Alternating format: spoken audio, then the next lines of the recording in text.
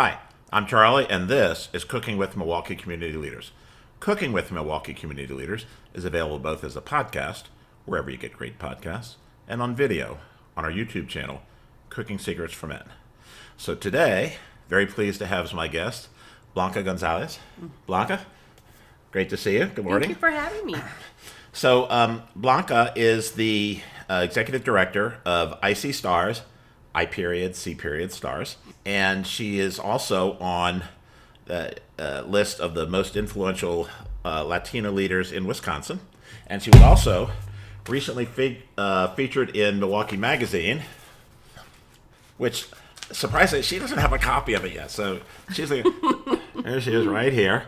This is a Women in Tech portion of the Women of Distinction for Milwaukee Magazine. So congratulations on your various awards. Mm-hmm.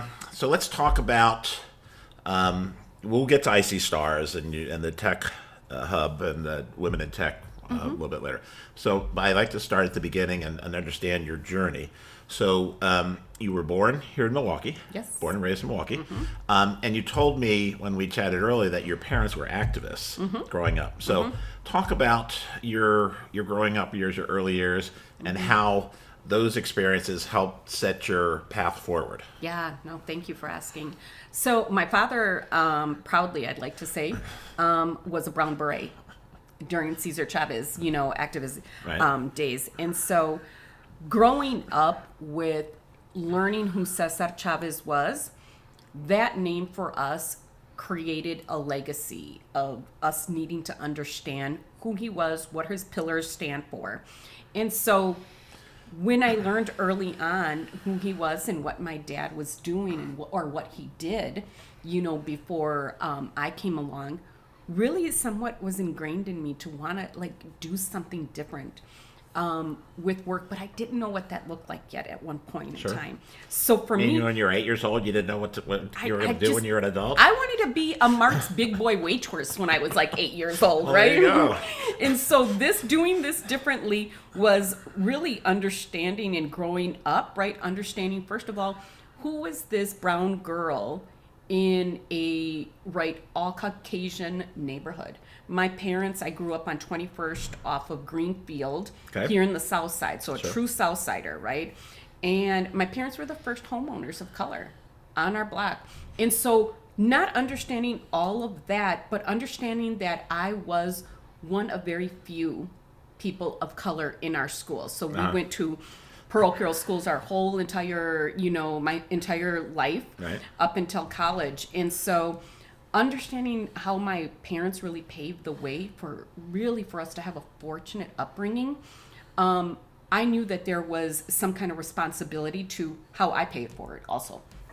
And so after I went to an all-girl high school, St. Mary's Academy, that no longer exists, and that was a wonderful experience. But what it did is that being in that school and being raised somewhat in a strict household. And so my parents really reduced the risk and thought, I'm going to keep her, in an all-girls school and see how this goes. But for me, that was sheltering. Did they have you on the convent track? No, because I wasn't going that far. That was more my sister. But what I did know is that I didn't have a lot of exposure. Right. And so that was a little different. There was boundaries on where we could drive, boundaries on where we could go. My parents were just very cautious. And so when I went to college, I went to UW Parkside for my first year, and I hated it. I just couldn't handle it. I mean, I went to school thinking, I'm gonna show out and I'm gonna love it. Boy, it was totally the polar opposite. But what ended up happening is that life actually happened very quickly. I became a mother, not shortly, after that year. And that caused me to have to grow up very quickly. And so a wonderful conversation with my parents about what is the reality of that situation. What I thought to myself is, how do I get involved in really being able to share with young ladies and their mothers and their families that these are the conversations you need to have at the dinner table so that you don't become a young mother, so that you don't become a statistic, so that you don't have to grow up so fast, so that you can enjoy the ride and really understand life, world exposures. And so that's really where, my calling started at a very early age. During that time in the 90s, there was a lot of a lot of gang violence that was going on also. So really being able also to help that, our community and do, provide prevention and intervention programs is something that my career started in. So I started at the Social Development Commission as just a youth organizer after school program. I fell in love with it pretty quickly. Then one opportunity led to another. So this whole time I'm not in school either. I basically saw that there was, full-time work. And since I had my baby at that point, I was like, you know what? I'm going to go this route because I'm good at it and I like it. Well, that's one of the things I wanted to have you talk about, which you already are, is that you started at UW Parkside and you ended up eventually at University of Phoenix where you got your degree, but it was not a straight line. No, as you very have, non-traditional. Right, as you've mentioned. So that's part of what gives you your path forward and have you an understanding of what some of the issues that people face on on an ongoing basis. So, it was not a 4 years, I go and I get my degree and I go start to work. You experienced, as you mentioned, life. I definitely did. And, when you have an employer, I learned also, right, what it is to be sought on. And so when you have community leaders saying, Blanca, would you be interested in doing what you're doing over here? We have a bigger group. We have more room. Right. We have a bigger budget. I'm like, wow, this is what this feels like. I'm on it. So I went to UCC at that point, United Community Center, Right. started working there. And then at one point, I said, you know what, I need a little bit of some corporate experience. And so I went to go work for Inroads, where, their mission was to recruit talented minority students and place them in corporate internships. And so keep that, mission in mind because it sort of like circles back to where I am today. And so I spent some time there. And then the Girl Scouts of Milwaukee then, was an opportunity for me. And I spent 5.5 years there in their membership and marketing department. And I really loved it, right? Being able to provide programming for our girls from our community into really wonderful suburban programs. That came with challenges though, right? Because many people look at the Girl Scouts, Boy Scouts, right, as these are white suburban programs. But they're awesome programs that provide great long life skills. And that's, a key. And so I spent 5.5 years there, then went to the Boy Scouts of America. And everybody will say, oh, it's the same thing. Two polar different organizations. The commonality is great programming, Right. both of them, and youth organizations. And they're both volunteer driven, which Right. is a whole other love. And so what those organizations provided me was understanding Milwaukee, but how to market differently in each community. Each community, what I've learned is that you can't just show up and say, your kid should go to camp. It's going to be great. No. Right. You need a co-signer to get into that group, right? Or in that community, and you definitely need to be authentic. And so what are the benefits, not to Girl Scouts, but what are the benefits to your daughter, Right. to your son joining? So both organizations treated me very well. Amazing, career trajectory in there. And, you fast forward that to where I am today. And i.c.stars is really where, what I'm doing. So, Well, let's just one of the things you did mention to me that your experiences with the Boy Scouts and the Girl Scouts helped you understand that you really wanted to help those less fortunate, those in need, those who are working in or living in marginalized communities. being able to have, being able to understand, first of all, the benefits of both organizations, right? And then understanding how does it really change a young person's mindset growing up, right? And so when I was at the Boy Scouts, what was awesome is that they said, we're going to put you in an area where we need you to market and bring this many boys to Boy Scout camp. We have 50 free vouchers for a first class, right, camp experience. Now, That's people who haven't been to camp before. right. Okay. So that's me going into our communities, right, who are very protective of their children. And for me to say, I have a voucher for your son to go to camp with me for 5 days. Many of them looked at me like, you're not taking my son anywhere. Who are you? What do you want? Right? So really, in me saying, you know what, we're going to swim. He's going to be able to, do bow and arrow, and he's going to do it. Mom was like, you can see yourself at that door right now. My son doesn't know how to swim. Who is going to be with him? All of these cautious, motherly things that someone would say. But what it was is that it really was a labor of love, learning what those barriers were, and then understanding how much I had to commit to that community and have them understand who I was, gain that trust, and then really have their son come with us to camp. Sure. You work the areas that you felt were important to have opportunities. That's where you wanted to set your sights and help those communities. And give them an opportunity to see more of, what they wouldn't barely. Many of these kids that we would take to camp, right? Many of them had never been out of their neighborhoods. You'd be surprised how many kids who live in Milwaukee have never seen Lake Michigan. No, I wouldn't be surprised because you're very right. That's just a fact. Yeah. Where some will say, I've just never been able to get over there. I don't know what the lake looks like. Right. Don't even know how large it is. We might read about it. We might learn about 22,000 it. square miles, I can tell you that. Fast forwarding to i.c.stars, where you are now as the executive director. Been there just getting ready for your 5th year anniversary. Mm-hmm. Congratulations. So talk a little bit about the mission of i.c.stars and how that kind of dovetails with your work in women in tech here in Milwaukee. Yeah. So I think it's, I wish I could say it's just, a silo to women in tech, right? That part, but it's really the tech ecosystem in Milwaukee, right? The greater part of Milwaukee. i.c.stars is a program that, targets and finds the untapped talent that's in Milwaukee that is not the 4-year degree average student. And so ours is anyone who would like an opportunity to really learn technology, business, leadership, technology, and then potentially find themselves in a career in technology. What we want to give is a career. What we want to give you is hope that, just because you didn't go get a 4-year degree does not mean that you are not going to be able to have a career in technology or in anything, if you think about it, right, in some areas.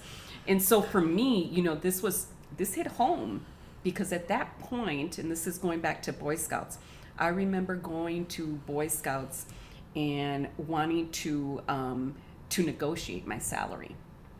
And the executive director there at the time, she said, "You don't have a degree yet."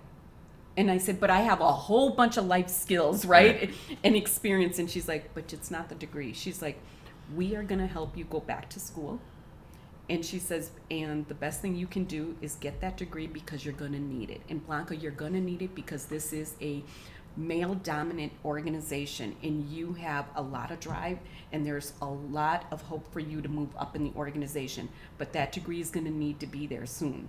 And so I thought about that for a second, and when she said, we're going to increase your salary too once you have that degree, that's a game changer, right? At that point, I'm like, all right, let's play. And so going back to school, I found a school that was going to be adult, if you will, career driven with adults who had returned late back to school. Sure. And so that ended up being, a labor of love and a hard experience, right? Which was interesting at that time. Circling back to now, i.c.stars, I can really relate when we have people who come into our program, 30, 40, 50, who are saying, I want to do something different, but I don't have a degree. You know what? With a laptop and a great instructor and the will and the resiliency, we're going to get you where you want to be. It's a great area to be in. So talk briefly about the Women in Tech and your Milwaukee magazine. Yeah, you're awesome. So let's go back to last year because I was in that too last year, right? And I don't have last year's copy with me. Yeah, so. you should have told me those copies I have. But anyhow, and I'm going to grab this one too. But so the one thing that I did find out is I'm very familiar with being the only female in the room. I've worked for organizations, once again, where they were male dominant. So being able to be a female in it and a woman of color, there's a responsibility that I feel that I have to be able to move, and open those doors for other women who of color. And so the best thing that I've been able to do is align myself with other community female leaders and say, hey, what can we do to move this forward? How can we open doors for our people? And so Tequeria was formed last year. It's a chapter that Milwaukee has. And I joined forces with Leah Ferrari, from me, Carmen Diana, Francesca from HPGM, Hispanic Professionals of Greater Milwaukee, Julia Ferrari from Molson Coors at that time, Andrea Barita from Mi Voz, Victor Amaya from Data You Can Use, and falta una, Hazmin Tresky from, at that point, would have been the Milwaukee Tech Hub Coalition, and then she went to the Bader Foundation. Right. That group is an amazing group to align with. We all have a platform that we sit on, and we have a following, right? A membership following that also. So when we're offering an opportunity to learn, a different area, people will tend to listen if it's their friends that they've known for years and come from this area. So that was an amazing organization that we aligned with. And so this is our second year, and which is great. And so moving into this year, Dr. Nadia Johnson actually invited me to, be portraited with her in the Milwaukee Magazine. And, the Tech Coalition, being able to be a woman in tech is a big responsibility, if you look at it that way, right? And it's, once again, opening doors and accessibility for women who really are doing great things, but don't get the exposure they deserve, Charlie. And that's probably the hardest thing. Okay. All right. So you mentioned that you have three children. Let's talk a little bit about your family. And you told me that your son just got engaged. So you have that fun event coming up. So they haven't picked a date yet, but you know what? We'll get there soon. But I have 3 amazing children, and so the oldest one who just got engaged, he was my early project early on, and so there is so much love. With all 3 of them, you love them all differently, right? They're all unique. So, yeah, he just, I want to share how he popped the question too. Okay. At the Detroit Lions and Packers game in Green Bay just a few weeks ago. And so we were all excited about what he was going to do and send me the photos as soon as it happens. And so beautiful, like I would like to say like an epic, announcement. And so we're excited to see our family grow. I have a 25-year-old daughter who's in radiology, which is, she is just an amazing person. And then I have a 20-year-old son he's in tech. And so, yeah, they're so individually different, and so at the same time have large hearts, amazing kids. All right, so we call this serious people with serious jobs having a little fun. I'm going to give you one of our aprons so you don't get your nice clothes all dirty. So, what are we preparing today? Chorizo. Okay. So this was something that my mom made frequently for growing up, and for my dad. And I saw different variations growing up because my mom would make it a certain way, just with huevos, with eggs, and I would see my tias making it maybe a little different. And now today you see people really putting their own flavor into chorizo. And so it's simple, it's always very good. And I'm pretty excited about doing it. All right. So we've done a little prep work. Back here, we're going to move to the cooking area. Give us a minute. I'll be right back. All right. So we're here at the cooking area. So, Blanca, take it away. All right. So we're going to get started with our chorizo, but we're going to do a little different plate. As I mentioned previously, there's different variations on how to make chorizo. So what we're going to do here is we are going to make our chorizo with sweet potatoes. That is going to be the difference in how I'm going to prepare our chorizo. Okay, And so what I'm going to do is I'm going to just get a really nice saute here. Okay. With some butter. And we've got some cubed sweet potatoes. We do. And we are going to just put these all in here. All right. Get a little bit more of that. All right. So we've got sweet potatoes and butter. Going on here, yes. Start cooking it up. Playing with this here, okay? Now, some people will say, like, what does sweet potatoes have to do with chorizo, right? This is going to bring a complete different flavor, right, in how we're going to prepare this. Once again, growing up, I only learned that chorizo was done with an egg, and that was it. And maybe a little bit of some crema and a little bit of cheese, you know, queso fundido.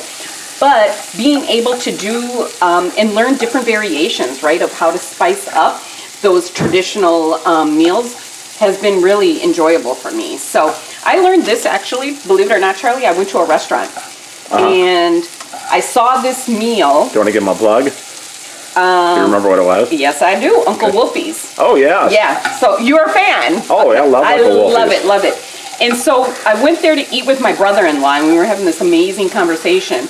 And I said, you know, I'm going to order chorizo. I never order chorizo at anyone's restaurant because I feel like no one makes it as good as my mom, right? And so when I ordered it, I was like, holy smokes, this is amazing. I took pictures of it, really looking at it. And when I saw everything he put on there, I'm like, how does sweet potatoes really work in with chorizo? Right. But boy, oh boy, did it give it some great flavor, which was really nice. I think multitasking, if we're able to, Charlie, can we start on the guacamole soon? Sure. Yeah. All right, so you're doing the guacamole. And so you're cutting the... At the same time, I'm going to make some guacamole here. And this is going to go, this is going to be a nice addition to the chorizo. There's having chorizo, right, in a few different ways. You can serve it as an appetizer at a party, or you can serve it as a full meal, as I grew up learning what that was, as a full meal. So we're putting in, you got a couple of avocados. Yes, I do. So we're going to do 3 of them.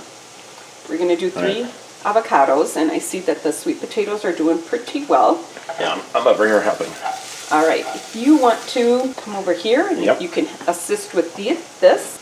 So we're going to put in 3 avocados. Yes. All right. Okay. It's a superfood, you know. It is. With the avocados, what else are we putting in?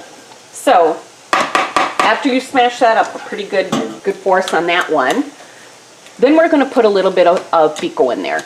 Okay. A pico de gallo. Avocados are pretty ripe. Nice. All right. Put some pico in. Some lime is always a nice touch to put to the guacamole. All right. And So we have a couple some flavorful salt. All right. Lime. You see this is moving pretty good. There's a little lime in there. I'm going to put 2 limes in. Look at me, I'm helping. Charlie's doing amazing. I'm great at whatever this is. Awesome. So now, if you want to just twirl that around a little bit, if you want to pass over, we're going to return back this way to the green peppers right here. Another change that we're going to put in here. We're going to add some green peppers, some yellow peppers, and some red here to this, which is going to add some more additional flavor. There we go. All right, so we've got some green and red and yellow peppers. Yeah.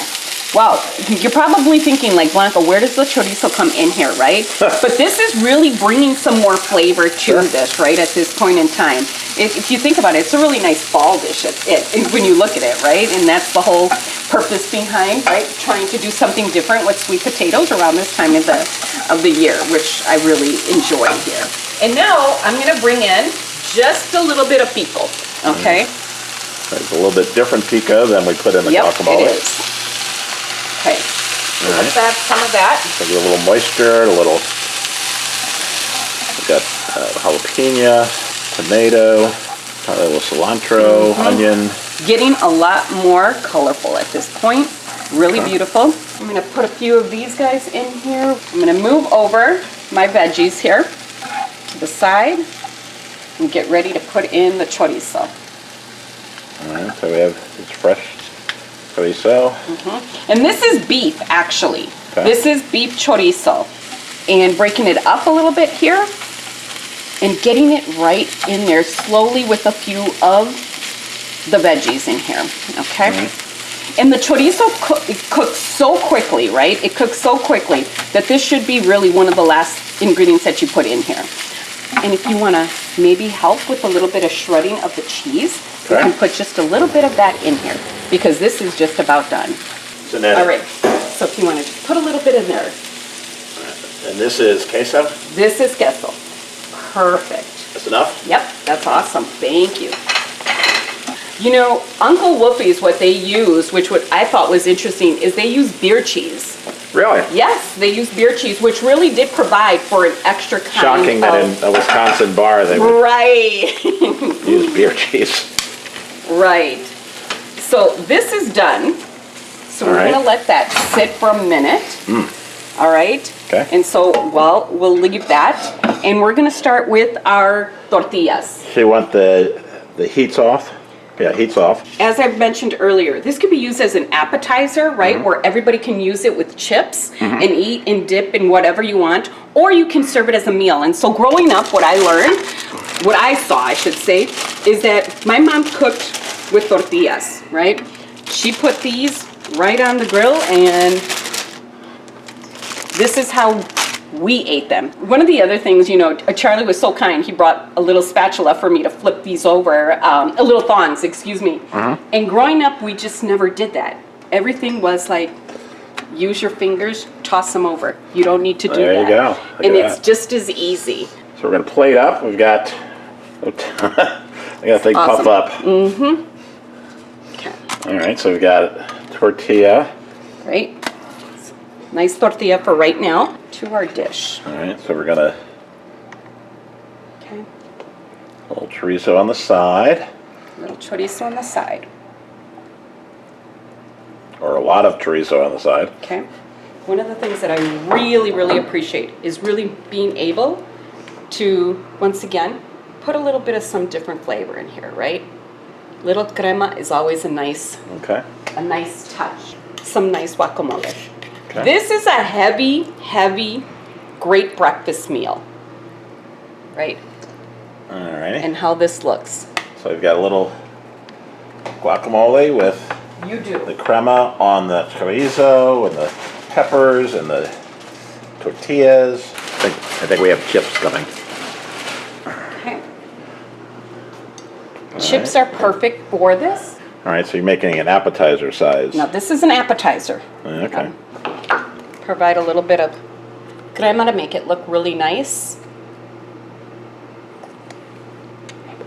And serve yourself with a few There we go. chips. So really two different variations to be able to make chorizo the way you want to. I've enjoyed learning this and being able to spice it up, right? In different kind of seasons, with different kind of seasonal foods, but more importantly, really staying close to the roots of our culture and what you had growing up and really being able just to get creative. And I think that's the techie in me. Let's get creative where it is. All right, so give us a minute. We're going to put these together, and then we're going to sit down and give them a taste. All right, here we are. All right, so, Blanca, tell us what we got here. So you have now your chorizo, sweet pep with sweet potatoes, various amounts of like vegetables in there. Your guacamole on the side. You have your flour tortilla, and then what we did is we put a over easy egg there with a little bit of ancho on top of it. Looks like a lot of ancho, but I love ancho. Yeah. All right. All righty, so I'm going to put my napkin in my lap. Of course. Because my wife will walk by and she'll say, "Why isn't your napkin in your lap?" All right, so I'm going to put the egg. I'm going to put the egg in. I'm going to put chorizo on top and a little guacamole. All right, and eat it like a taco if you want to. I'm going to. All No right, rules. here we go. Oh, you're the guest. You should. You go ahead first. All right. One of the things I've learned from cooking shows is everything tastes better with a fried egg on it. Oh, I love it. I love it. This is delicious. I'm gonna actually eat mine a little differently, right? Sometimes the taco is a little messy for me, so I break apart always my tortilla and I dip everything, and I go in like this and just have just a little bit for me and just eat away from there. So no rules on how to make chorizo and how to eat chorizo. I like both ways, and we do have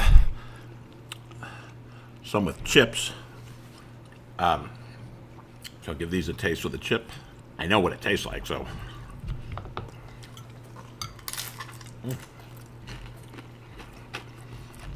Oh yeah, I can see that. It's delicious. What a compliment. I love it. As you're explaining this dish, you're another person who's come on the show and made something from their childhood. And it's a memory. It's something you grew up with. And so you're not doing exactly, like I don't cook the same way my mom did, but she was certainly an inspiration, and I mean, she's cooking in the 50s and the 60s, so it wasn't the sophisticated stuff that we have now. Right. But we do learn, and that is seared into our brain. So before you take another bite, thanks so much for coming. Thank you for having me. This was awesome. I had a great time. I have a new dish to make for our breakfast. A fried egg on top of anything makes it taste a lot better. So thanks so much for taking the time to come out today and make me a great meal. I always have a great meal here. i.c.stars and your work with women in tech and the Taqueria. Yeah, Milwaukee Tech Hub Coalition. That's also celebrating 5 years, which is really exciting. And and what this does is this provides resources, upskilling, certifications, anything you can think of to keep the talent in Milwaukee. Right. To keep the tech talent in Milwaukee and us not have to, send people away or bring people in when we know that the talent exists here in Milwaukee. Well, your work is greatly appreciated. Thanks so much for taking the time to watch another episode of Cooking with Milwaukee Community Leaders. We appreciate your support. Please like and subscribe and comment. And until next time, see you then. Thanks for listening to another episode of Cooking with Milwaukee Community Leaders. Cooking with Milwaukee Community Leaders is brought to you by Cooking Secrets for Men, LLC, and was recorded in the 3rd Ward in Milwaukee, Wisconsin. We feature and profile community leaders who are trying to make Milwaukee a better place. The tagline is, serious people with serious jobs having a little fun. Our guests choose the recipes that we use on the show. All of our podcasts are available on iTunes, Spotify, and wherever you get great podcasts. The original YouTube video for this episode is available on our YouTube channel, Cooking Secrets for Men, all rights reserved. Thanks, and see you next time on Cooking with Milwaukee Community Leaders.